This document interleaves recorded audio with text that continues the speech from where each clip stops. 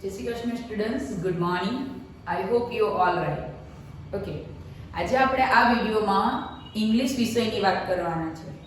અંગ્રેજી વિષયની વાત કરીશું, ધોરણ 8ની. અત્યાર સુધી આપણે ઘણા બધા વિડીયો જોયા ધોરણ 8ના, બરાબર ને?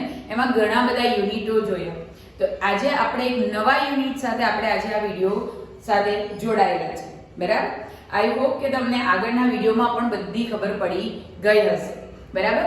આપણા દ્વિતીય સેમના પાઠ્યપુસ્તકમાં જોઈએ તો પહેલા સ્ટાર્ટિંગના 5 પાઠ છે, બરાબર? જે આપણો મેઇન ટેક્સ્ટ બોલાય છે, અને ત્યાર પછી આપણને આપેલું છે લર્ન મોર, કે વધારે માહિતી મેળવવા માટે એક પાનાના એક પાઠ આપણને આપેલા છે. નાની એવી અમથી સ્ટોરી આપેલી છે, જેમાં આપણે આજે યુનિટ 4 એટલે કે એનું નામ છે લવ યોર લેન્ડ, કે તમારા જમીનને તમે પ્રેમ કરો. જમીનને એટલે બરાબર આપણી કોઈ પ્રોપર્ટીની વાત અહીંયા નથી કરેલી, પણ આપણને જ્યાં આપણો જન્મ થયેલો છે, બરાબર, એવી ધરતીમાંની એવા એક નાગરિક તરીકે એટલે આપણા દેશની વાત આપણી કરેલી છે, બરાબર ને? તમે પણ આજે ભારત દેશમાં જન્મ લીધો છે તો ભારતીય તમે પોતે નાગરિક છો, બરાબર? તો તમે જો જન્મ લીધો છે તો તમારો કેટલાક હક્કો પણ છે, બરાબર? જીવન જીવવા માટેના કેટલાક હક્કો પણ તમે એનો પાલન કરો છો, બરાબર? અને આપણા ભારત દેશનો સૌથી મોટો નિર્ણય છે કે 18 વર્ષ પછી તમે પોતાના ધાર્ય પોતે એક ફ્રીડમ વ્યક્તિ બની જાઓ છો.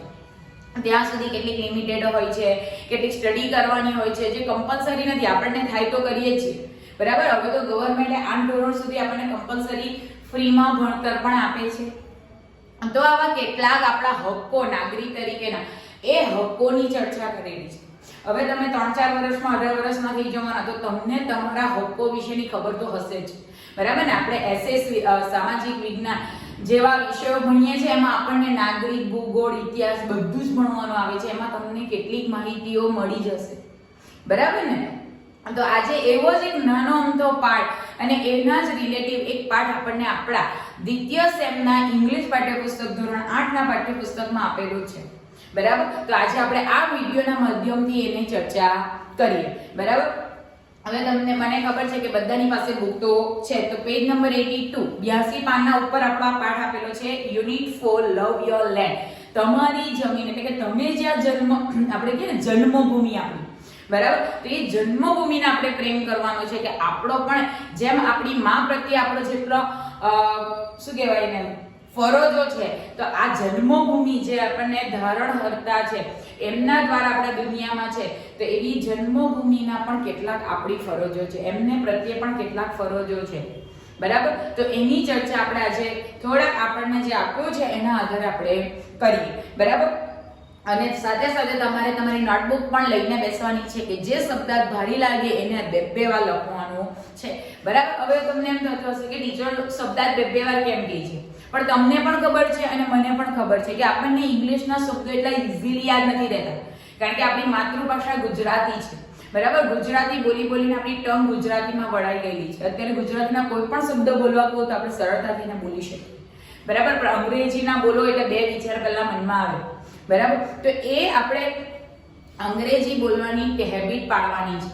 તો એ વર્ડ ક્યારે બોલશો? જ્યારે તમે લખશો, એને હેબિટમાં લેશો ત્યારે બોલશો. જેમ આગળ પણ મેં એક ઉદાહરણ આપેલું કે માની લો કે ઘરમાં રોજ આપણે પાણી શબ્દનો યુઝ કરતા હોય અને એક દિવસ વોટર બોલીએ તો બધાને અદ્ભુત લાગે, બરાબર? પણ વોટર શબ્દ પણ કોઈ ખોટો નથી. એની જગ્યાએ બીજી વાત કરીએ કે આપણે રોજ હમણાં ગુડ મોર્નિંગ બોલીએ છીએ, બરાબર? તો ગુડ મોર્નિંગ બોલું, સુપ્રભાત ના બોલી શકીએ ગુજરાતી વર્ડ એનું, બરાબર? કારણ આપણે એ વસ્તુથી ટેવાઈ ગયા. આપણે સ્કૂલમાં જઈએ છીએ, આપણને પહેલા ધોરણથી શીખવવામાં આવે છે કે સવારમાં ગુડ મોર્નિંગ બોલવાનું હોય છે, બરાબર? આપણી ટંગ આપણે સુપ્રભાત બોલી શકતા નથી, ત્યારે આપણને અટપટું લાગે કે સુપ્રભાત બોલવું કહીએ. તો આ વસ્તુ છે કે જ્યારે આપણે હેબિટમાં લઈએ તો એ અંગ્રેજી નથી રહેતું ને ગુજરાતી નથી રહેતું, બરાબર? એક બોલવાની ભાષા છે, આપણી લાગણી છે, પણ કહેવાય છે ને કે માતૃભાષામાં જે આપણી ફિલિંગ છે તે આપણે બહાર કાઢી શકીએ, બરાબર? તો અહીંયા આપણે જોઈએ હવે લવ યોર લેન્ડ, બરાબર? તમારે તમારી નોટબુક ટેક્સ્ટ સાથે લઈને જ રહેવાનું છે, અને મેં કીધેલું તેમ વિડીયો સાથે જ તમારે પણ એને રિવાઇડ કરવાનું છે, તો જ મજા આવશે ને તો જ આપણે પાઠમાં સમજ પડશે ને એક્ઝામ સુધી આપણે પછી મહેનત ન કરવી પડે, એની કાળજી પણ આપણે અહીંયા લઈ લેવાની છે, બરાબર? તો જોઈએ પેજ નંબર 82, બરાબર 82 પેજ નંબર ઉપર આપણને મસ્ત એવો એક જ પેજમાં પાઠ આપેલો છે અને જુઓ બાજુમાં તમને કંઈક દેખાય પણ છે કે કોઈ વ્યક્તિ કચરા પેટીમાં કચરો નાખતો દેખાય છે અને કોઈ વ્યક્તિ થૂકતું દેખાય છે, કોઈ વ્યક્તિ કેળું ખાતું છે અને છોટલો ત્યાં નીચે નાખે છે. બેડ હેબિટ બતાવી છે. તો જોઈએ આપણે આજે આપણી કેટલી બેડ હેબિટ છે અને લોકોની કેટલી છે. બરાબર, આપણને એ વસ્તુ ગમે કે નહીં ગમે આપણે આપણા મનમાં વિચારવાનું છે. જોઈએ પાઠમાં we are all young citizen.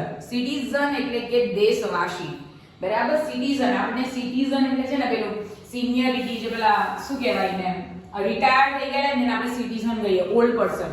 પણ ના, સિટીઝન એટલે આપણે દેશવાસી કે આપણે ઇન્ડિયાના સિટીઝન છે કે ભારતીય સિટીઝન છે. આપણે જન્મ લીધો ભારતમાં એટલે આપણે ભારતના સિટીઝન થઈ ગયા, આપણી જન્મભૂમિ બની જાય છે. બરાબર, સિટીઝન એટલે દેશવાસી.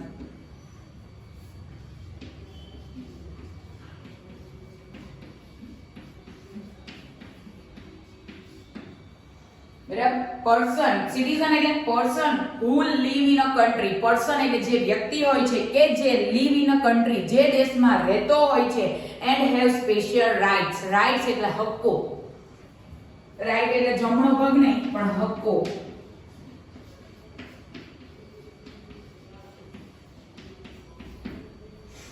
એના સ્પેશિયલ એટલે ખાસ હક્કો હોય છે. જે દેશમાં એ પોતે જન્મ લીધો હોય, જે દેશમાં રહેતો હોય તેના કેટલાક એને હક્કો, ફરજો હોય, હક હોય છે એનો.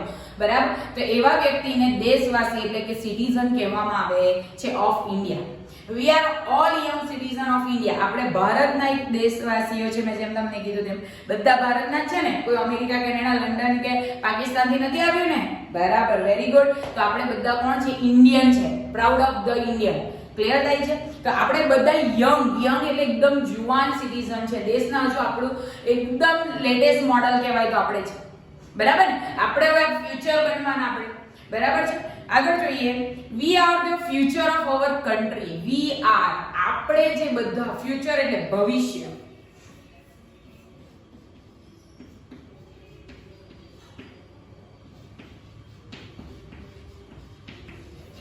ફ્યુચર એટલે ભવિષ્ય ઓફ અવર કન્ટ્રી. આપણા દેશના ભવિષ્ય છે આપણે.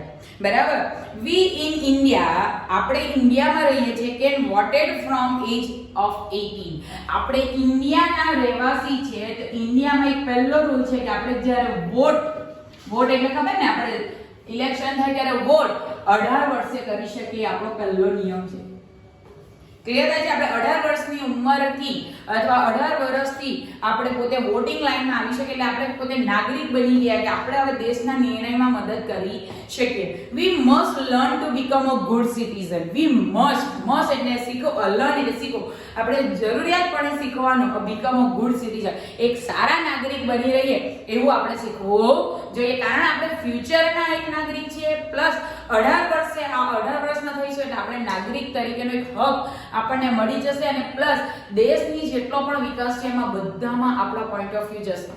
બરાબર, ઇલેક્શન થાય તો આપણે પોતે પીએમ મોદી, પીએમ કે સીએમ બધાને ચોઈસ આપણે કરીએ છીએ. સરપંચની ચૂંટણી થાય તો આપણે ચોઈસ કરીએ છીએ અને પછી કહીએ કે સરપંચ આવો. તો ચૂંટણી તો આપણે તો લડાવી છે. બરાબર છે? તો એ હક આપણો છે. આપણે ખરાબ અને સારામાં તફાવત આપણને શોધતા આવડવો જોઈએ. There are some boys and girls who are not good citizen. There are, અને ઇન્ડિયામાં કેટલા એવા છોકરા છોકરીઓ છે કે જે who એટલે કે જે, બરાબર, અહીંયા કન્જક્શન તરીકે લીધેલું છે. who are not good citizen. જેઓ સારા સિટીઝન નથી, સારા નાગરિક નથી. હવે એમાં આપણે આવીએ કે ન આવીએ આપણે વિચારજો. ઉપરની લીટીમાં આપણને એમ કીધું કે આપણે મસ્ત શીખવું જ જોઈએ કે આપણે ગુડ એક સારા નાગરિક બની શકીએ. બરાબર, ઇન્સાન બની શકીએ. પણ અહીંયા એમ કે છે કે ભારતમાં કેટલાક એવા છોકરા છોકરી છે કે જે સારા નથી. બરાબર, હવે સારા નથી કે સારુંમાં રહેવાનું એ આપણા પર ડિપેન્ડ છે. ક્લિયર થાય છે?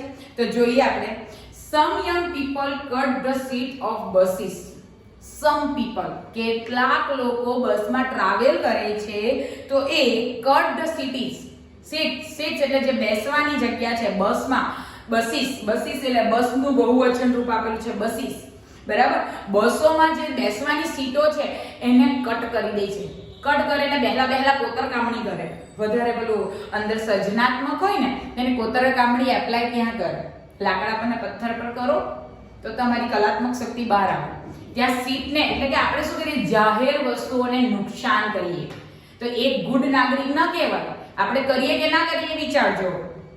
ઓર write their name on the school benches. Or અથવા રાઇટ ધેર, રાઇટ એટલે લખે છે, ધેર ધ નેમ પોતાનું નામ લખે છે ઓન ધ સ્કૂલ બેન્ચીસ. આપણે સ્કૂલમાં ભણીએ એટલે બેન્ચીસ પર કોતરણી કામ કરે, પોતાનું નામ ડંકારી દે, જાણે એ લોકોએ જ લીધી હોય ને મૂક્યું હોય ને. પેલા આપણે કેમ આપણા સ્કૂલનું નામ જેના નામ પર એની તદ્દી મૂકવામાં આવે કોતરણી કામ કરીને, તો તેમ આપણે પણ આપણી સ્કૂલમાં આપણી બેન્ચીસ ઉપર નામ લખી આવીએ છીએ. ડેસ્ક, ડેસ્ક એટલે દિવાલ.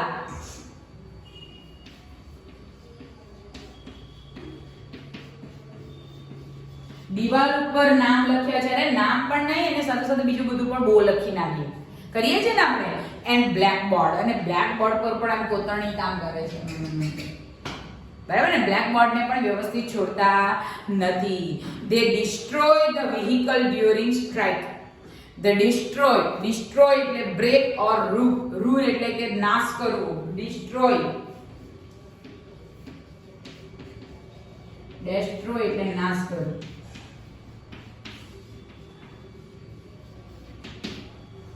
બરાબર. તેઓ વ્હીકલ, વ્હીકલ એટલે વાહનોનો નાશ કરે છે ડ્યુરિંગ સ્ટ્રાઇક. સ્ટ્રાઇક એટલે પેલું કઈક લડત ચાલતી હોય ને, પેલું શું કહેવાય ને, મારપાટ ચાલતી હોય અથવા તો કોઈ સ્ટ્રાઇક પર ઉતરી ગઈ હોય, પેલું હડતાલ.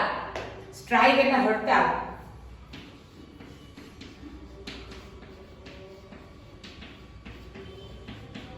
હડતાલ ચાલતી હોય, બિચારા એ લોકોનું કોઈ કામ ન હોય તો છતાં જાણી જોઈને અંદર ભેગાઈ જાય અને બે ચાર બાઈક વધારે થોડી ફોડ કરી નાખે. વધારે પડતો ઉત્સાહ આપી દે, એમ બહુ જાણે બહુ મોટું કામ કરતા હોય ને તેવો ઉત્સાહ આપી દે છે. દે સ્પ્લિટ, સ્પ્લિટ એટલે થૂકવું. Throw something on out of mouth. Mouth એટલે મોઢામાંથી કંઈક બહાર ફેંકવું એટલે કે થૂકવું. સ્પીડ એટલે થૂકવું. Anywhere on road or park vehicles at any place. જ્યારે વ્હીકલ રોડ પરથી જતો હોય અથવા પાર્કના નજીકમાંથી જતો બહાર એકદમ મોઢામાં થૂકી મૂકે જાહેર જગ્યા પર, ગમે ત્યાં થૂકી દે છે. એ પોતે નોટિસ નથી કરતો કે આ જગ્યા ક્યાં છે. બરાબર. સ્પીડ એટલે થૂકવું.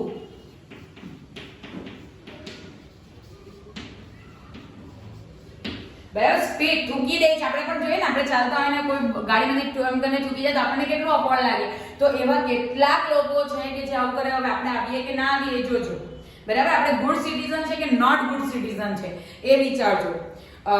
they set a bad example to another. they set એટલે મૂકે છે કે આ બધા જે બાળકો, છોકરા છોકરીઓ છે અથવા વ્યક્તિઓ છે એ ખરાબ ઉદાહરણ લોકોને માટે સેટ કરે છે કે ભારતમાં આવું છે. બરાબર ને. ફોરેન લોકો આવે ને ભારતમાં ગંદકી છે તો આપણે જ આપણા દેશને ગંદકી તરીકે પ્રેઝન્ટ કરીએ છીએ. બરાબર. જેમ તમે લગ્નમાં જાઓ છો તો લગ્નમાં તમે એકદમ વ્યવસ્થિત ટોપ ટુ એકદમ ઉપર ટીચર સુધી તો એકદમ મસ્ત તૈયાર થઈને જાઓ. બરાબર. ત્યારે તમે તમારી જાતને કેટલા મસ્ત પ્રેઝન્ટ કરો છો. તો નહીં તો એની જગ્યાએ એવું કરજો ને, કાલથી કાદવ ચોપડીને જોજો, મજા આવશે. લોકો પછી કે સાહેબ ગંદી છે જો ની, માથું ઓળતા પણ નહીં આવે. આપણે ખુદના માટે એક ખરાબ એક્ઝામ્પલ આપીએ તો આ દેશ આપણો નથી, ભારત દેશના નાગરિક આપણે નથી, તો ભારતને આપણે બીજા દેશ માટે શા માટે આવા ખરાબનું ઉદાહરણ આપીએ છીએ? થોડાક છે. આજે સ્વચ્છ ભારત અભિયાન ચાલે છે પણ તમે જુઓ ભારતના ખૂણે ખૂણેથી કચરો નીકળે, હજુ પણ નીકળે. એ ફેંકવા વાળું કોણ છે? આપણે જ. આપણે બીજી જગ્યાએ જઈને કચરો સાફ ન કરી શકીએ તો કચરો ફેંકી પણ ન શકવો જોઈએ. કચરા પેટીમાં જ ફેંકો. એક દિવસ તમારી સાથે કોઈ ખરાબ કોથળી તમારી સાથે રહી જશે તો કઈ તમે નાના નથી થઈ જવાના. એ કોથળીને જ્યારે સમય આવે ત્યારે કચરા પેટીમાં નાખો, ગમે ત્યાં ફેંકો નહીં. આપણે સ્કૂલે જઈએ, સ્કૂલે આખો દિવસ આપણે ટાઈમ સ્પેન્ડ કરીએ તો શા માટે સ્કૂલને કચરા પેટી બનાવીએ છીએ? આપણે કચરા પેટી તો રૂમે મૂકી લે તો થોડુંક ઊભું થઈને આવવાનું. યંગેસ્ટર છે આપણે ફ્યુચર છે ઇન્ડિયાનું. તો ફ્યુચર જો પેલું કે ને પાયો જો કાચો રહી જાય ને તો ઉપર ઇમારત બનતી નથી. તો આપણે હવે આવતા વર્ષ આવતી પેઢીના આપણી ઇમારતો છે. આ કોરોનાની મહામારીમાં તો આપણે હજુ સ્ટ્રોંગ થવું જોઈએ. આગળ જ મેં તમને આના આગલા યુનિટમાં કીધું, ગંદકી પ્રદૂષણ શા માટે થાય છે? પ્રદૂષણના લીધે રોગચાળો ફાટે છે. આટલા બધા પાઠો ભણીએ છીએ પણ આપણે આપણામાં કેટલું ઉતારીએ છીએ? થોડુંક અગ્રેસિવ થઈને વાત કરું છું, બટ આ વસ્તુ એક હકીકત છે, આપણામાં દમ હોવું જોઈએ. ધોરણ 8 ના વિદ્યાર્થી જો આ વિડીયો જોતા હશો ને તો અંદરથી જુનૂન કરો કે આપણે આ ધરતીને પ્રેમ કરવાનો છે, ભારત દેશને પ્રેમ કરવાનો છે. બરાબર? આ પાઠો જ એટલા માટે આપણને આપે છે કે આપણે એમાંથી કંઈ લઈએ. એક્ઝામ માટે તો ઇમ્પોર્ટન્ટ છે જ, એ તો ઘરે બેસેલો વ્યક્તિ પણ એક્ઝામ આપીને પાસ થઈ જશે, પણ લાઈફ દરમિયાન કંઈક સારું ઉતારવું હોય તો આ પાઠને પોતાની રીતે કરવું, પોતાના પર લેવું તો આવશે જ. ક્લિયર થાય છે? જુઓ આગળ, એટલે કે આવા લોકો બેડ એક્ઝામ્પલ આપે છે. જેમ મેં તમને કીધું કે ફોરેન થી લોકો અહીં આવે છે તો શા માટે કેવું છે કે ઇન્ડિયામાં ધૂળ છે, ઇન્ડિયામાં જ કચરો છે. ધૂળ તો છે જ, એ તો કુદરતી કરામત છે આપણી પાસે, બટ એની સાથે આપણે કચરો ફ્રીમાં આપીએ છીએ તે શું છે? ભગવાને તો ઉપરથી કચરો નહીં નાખતા હશે ને, બરાબર? એ નાખવા વાળા પણ આપણે જ છીએ, બરાબર? ચાલો, શું કહે છે? such people make the lives of another people uncomfortable. such a people, અને આવા જ કેટલા બધા લોકો make the live of another people, જે બીજા ધરતી પર રહે છે, જે બીજા ભારત દેશમાં રહે છે, એ લોકોના માટે અનકમ્ફર્ટેબલ ઊભું કરી દે છે. અનકમ્ફર્ટેબલ એટલે નોટ પ્લેઝન્ટ, અનહેપી, ના ખુશી ઊભી કરી દે છે કે એ લોકો બિચારા સાફ કરીને થાકે અને આ લોકો કચરો પાડવાના જ, આપણે કાં સુધરવા? બરાબર ને? પણ આપણે પણ એ જ કાર્ય કરીએ તો દરેક વ્યક્તિ પોતાના મનમાં એવું લે કે હું જ્યાં બેસું એ જગ્યા સ્વસ્થ હોવી જોઈએ ને હું કચરો હાથ ફરી બહાર ન ફેંકીશ નહીં, ગમે ત્યાં થૂકીશ નહીં, તો પછી થવાની આ વસ્તુ સ્વચ્છતાની. બરાબર? અને આપણને જોઈને એક માણસ નક્કી કરવાનું, જેમ લગ્નમાં એક જણે ડ્રેસ સારો પહેર્યો હોય તો એને તરત પૂછીને 10 જણા એ ડ્રેસ લાવશે, તો આપણે સારું કામ કરીશું તો 10 જણા નહીં કરવાનું એ કામ. બરાબર છે? તો આવા પીપલો જે બીજા સારી રીતે રહેતા હોય એવા વ્યક્તિ માટે અનકમ્ફર્ટેબલ એટલે બિન આરામદાયક જીવન કરી નાખે છે, અથવા કંટાળાજનક અથવા તો ના દુઃખી એવું કરી નાખે છે, અનકમ્ફર્ટેબલ.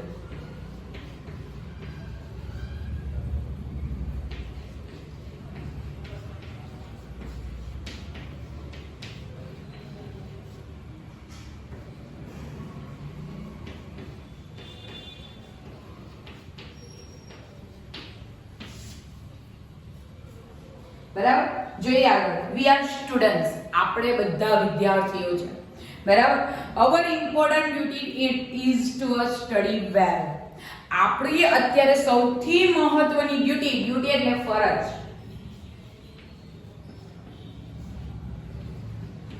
આપણે એક સ્ટુડન્ટ તરીકે આપણી સૌથી મોટી ફરજ હમણાં હાલમાં છે સ્ટડી વેલ. સારું એવું ભણીએ એ જ આપણી ફરજ છે. બીજું અત્યારે કોઈ જોવા જવાનું નથી. 18 વર્ષ સુધી કોઈ બીજા માર્ગમાં આપણે ધ્યાન આપવાનું નથી. We should not waste our time in unnecessary things. We should not, underline કરી મૂકજો, we should not waste our time. આપણો ટાઈમને વેસ્ટ કરવાનો નથી, because time is money. Time જ પૈસા આપશે આપણને. જો આપણે ટાઈમને સારા માર્ગે કરીશું તો પૈસા આપશે, અને જીવન જીવવા માટે પૈસાની ખૂબ જરૂર છે, તમે જાણો છો.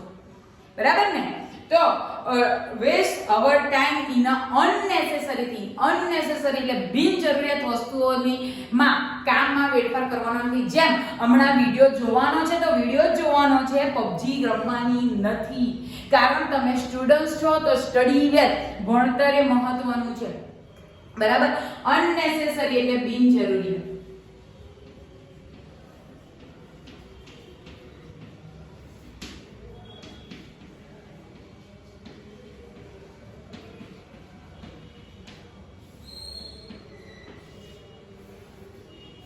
બરાબર? બિનજરૂરિયાત થિંગ્સ એટલે વસ્તુઓ જે આપણને જરૂર નથી હમણાં, એ વસ્તુઓમાં ટાઈમ પાસ કરવાનો નથી. બરાબર? અત્યારે કંઈ કામ નથી. શું એ પબજી તમને લાખ રૂપિયા કમાઈને આપવાની છે? અને લાખ રૂપિયા જો કમાવે ને તો એ પબજી રમાય છે ને પછી આપે છે આપણને કે આ ડેન્જર છે આપણા માટે. બરાબર? પણ આપણે તો એ ડેન્જરના કામ જ કરવા છે. પેલું કે ને ખતરા ઉઠાવે તે જ ખલનાયક, પણ એ ખલનાયકને તો બહુ મળે છે અને એના જીવન દરમિયાન એને કેટલું સંઘર્ષ કર્યો હશે પછી ખલનાયક બને છે. ક્લિયર થાય છે? We should plan our days.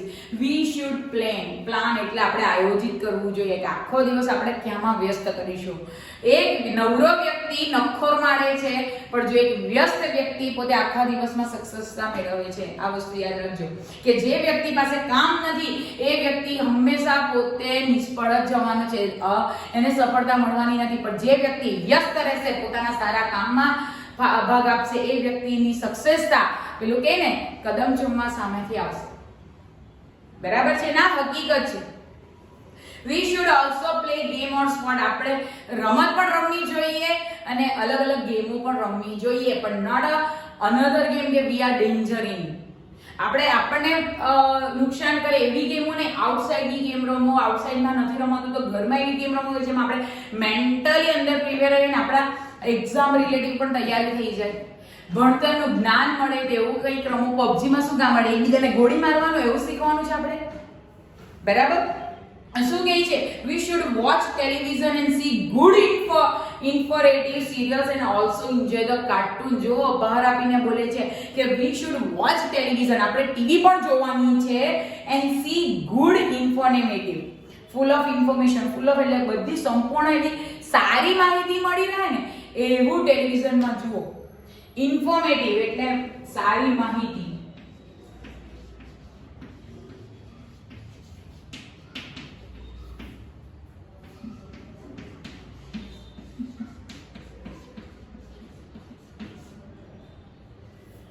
સારી માહિતી મળી રહે એવી સિરિયલ્સો જુઓ and also enjoy the cartoon. અને કાર્ટૂનને એન્જોય કરો, કારણ કે આપણું મનોરંજન થાય, આપણને ફ્રેશ થાય. આપણું માઇન્ડ બીજી કોઈ વસ્તુમાં હોય તો આપણને એકદમ પોઝિટિવલી અપાવે. તમે કાર્ટૂન જુઓ ને તો એમાંથી પણ બધું બહુ શીખવાનું મળે. ને એવું નથી કે નાના છોકરા જ કાર્ટૂન જોઈ છે, મેં પણ આ એજે કાર્ટૂન જોઉં છું, કારણ કે એમાંથી ઘણું શીખવાનું મળે. એવું કહેવાય ને ઘણીવાર કે નાના બાળકો પરથી પણ ઘણું શીખવાનું મળી જાય છે આપણને. ક્લિયર? શું કહે છે? Watch movie which give us a good message. એવી મૂવી જુઓ કે જે આપણને સારા સંદેશાઓ આપે. બરાબર? કિક મૂવી જોઈ છો તો કિકમાં શું છે? સારા વ્યક્તિને પ્રોત્સાહિત કરે. જ્યારે એમને જરૂર હતી ત્યારે કોઈ મદદ ન કરે તો પોતે મદદ લે છે લોકોને, અને લોકો એને પછી ફોલો કરે છે. લોકોને કારણે પોતે બચી જાય છે. બરાબર? તો એવા સારા સંદેશા મળી જાય તેવું કામ કરો. We should join social service group like a national cadet corps NSCC. આપણે જોઈન એટલે જોડાવું જોઈએ. સોશિયલ સર્વિસ, સામાજિક સેવા જેવા ગ્રુપોમાં આપણે જોડાવું જોઈએ, જેમાં એક એનસીસી છે. એનસીસી એટલે national credit crop. NCC camp આવે યાદ હોય તો. અને શોર્ટ ગાઈડ એ પણ એક જાતની કેમ્પ ગ્રુપ છે કે જેમાં સામાજિક સેવાઓ થાય છે. એનએસએસએ માં પણ જ્યારે કોલેજનો સમય આવશે ને તો એક એનએસએસસી નું કેમ્પ યોજવામાં આવે છે, જેમાં વિદ્યાર્થીઓ જોડાય છે અને જે ગામમાં પ્રવૃત્તિમાં હોય, જે ગામમાં જે લોકોને સેવા કરવાની હોય, ગામ સ્વચ્છ કરવાની, એવી બધી પ્રવૃત્તિઓ કરવામાં આવે છે. એવી જ રીતે સ્કોટ ગાઈડમાં પણ એવું જ છે. સ્કોટ ગાઈડમાં આપણે બીજા વ્યક્તિઓને મદદરૂપ થઈ શકીએ છીએ. We should spend our holiday vacation doing constructive work. We should spend એટલે પસાર કરવો જોઈએ અવર હોલિડે. આપણી જે રજાના દિવસ હોય ને, અત્યારે હાલમાં આપણી બધાની રજા છે, ટીચર્સ લોકો તમને વિડીયો બનાવીને મોકલે છે તો એને આખા દિવસમાં એક જ વિડીયોને આખો પ્રિપેર કરવાનો હોય તો ન થાય. તો એવી જગ્યાએ સ્પેન્ડ કરો. વેકેશન, તમારું વેકેશન પડશે ડ્યુરિંગ કન્સ્ટ્રક્ટિવ વર્ક. કન્સ્ટ્રક્ટિવ એટલે યુઝફુલ, ઉપયોગી, ફાયદાકારક હોય એવા કામમાં તમે એને વ્યસ્ત રાખો. કન્સ્ટ્રક્ટિવ.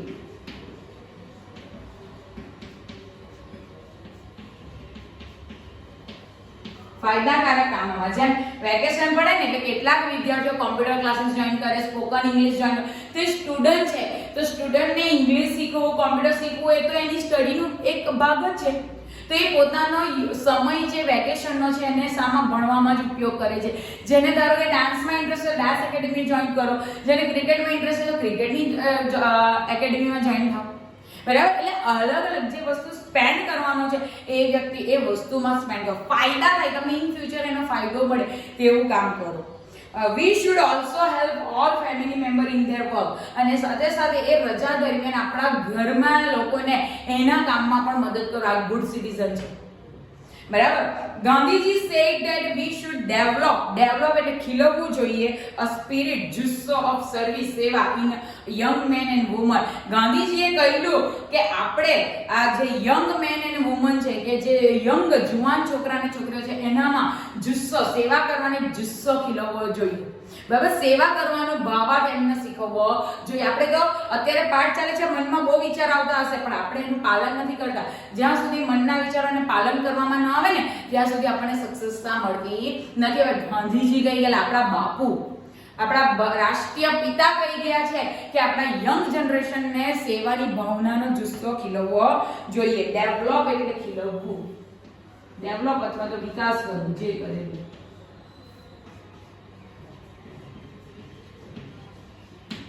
બરાબર. સ્પિરિટ એટલે જુસ્સો.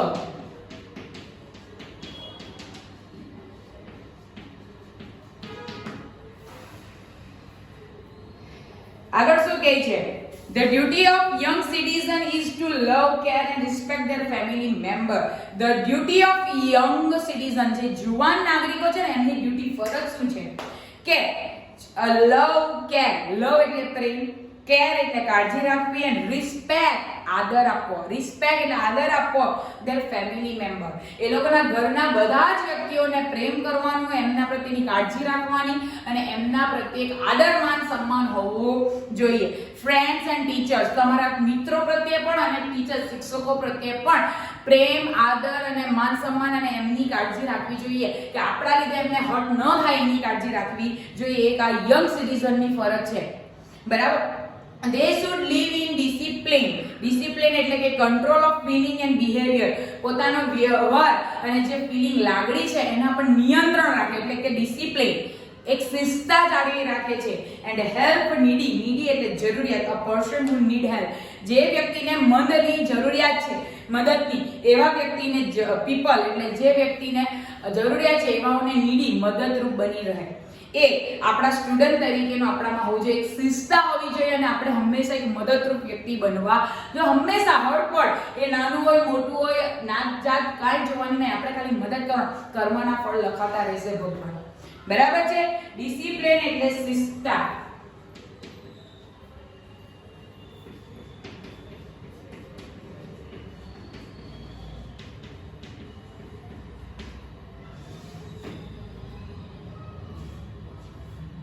અને નીડી, નીડી એટલે જરૂરિયાત.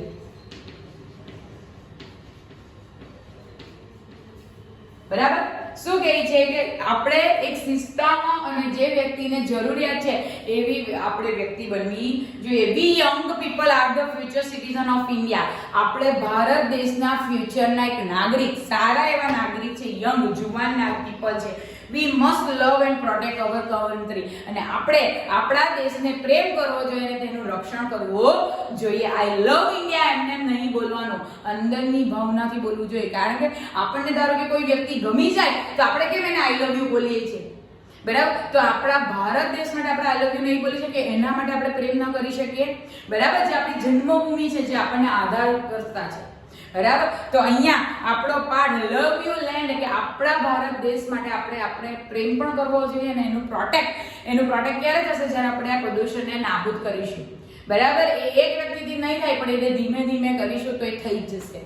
ક્લિયર થાય છે? એટલે આપણને પહેલા એક સિટીઝનની વાત કરી, ત્યાર પછી આપણે કઈ છાપ પાડીએ છીએ, આપણે પોતે ખરાબ છાપ પાડીએ છીએ અને સારી કઈ રીતે પાડી શકાય એની વાત કરે છે, કઈ રીતે આપણે મદદ કરી શકીએ લોકોને એની વાત કરી. અને એક આપણે યંગ પીપલ, એક સ્ટુડન્ટ તરીકે આપણે ડિસિપ્લિનમાં રહેવું જોઈએ અને આપણે જે વ્યક્તિને જરૂર છે એ વ્યક્તિને જરૂરિયાતમંદ આપણે મદદરૂપ બની રહેવું જોઈએ. છેલ્લે કહે છે કે આપણા ઇન્ડિયાને પ્રેમ કરો અને એનું પ્રોટેક્ટ કરો. ક્લિયર થાય છે? બરાબર. અહીંયા આપણો પાઠ પૂરો થાય છે. હું તમને 2 મિનિટ આપું છું. શબ્દાર્થને વ્યવસ્થિત રીતે બે વાર લખવાના છે. પછી હું તમને પાછી 2 મિનિટમાં મળું છું. આ જ વિડીયો લાઈવ ચાલશે, આપણે એક્સરસાઇઝ પણ સાથે કરી લઈએ.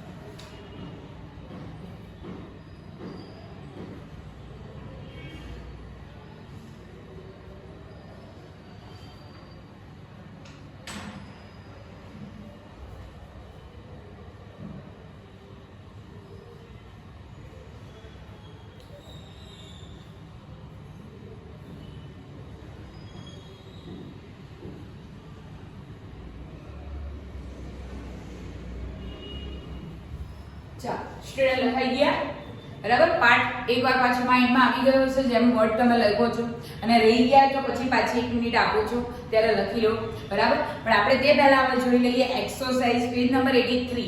83માં પેજ નંબર ઉપર જુઓ, question number 1, complete the following sentence. નીચે આપેલું જે વાક્ય છે એને પૂરું કરો બરાબર. તો આપણને આ પાઠમાંથી પૂછેલ કે the young citizen must study well. એક student study well, young study. હજુ આપણે 18 અંદરના છે તો આપણે સ્ટડી વેલ કરવાનું છે. તે લવ, કેર એન્ડ રિસ્પેક્ટ અનધર.